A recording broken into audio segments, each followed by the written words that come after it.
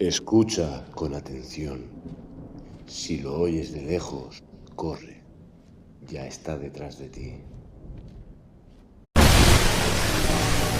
Hoy analizaremos el expediente 402, una frecuencia que ha aterrorizado los llanos durante siglos.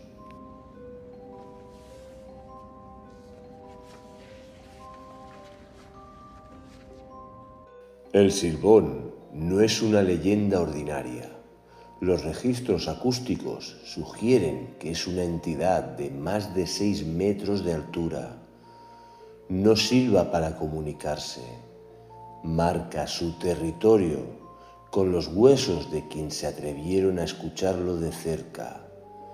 Las autoridades han confirmado múltiples grabaciones, pero solo una ha sobrevivido a la degradación digital, la que estás a punto de presenciar.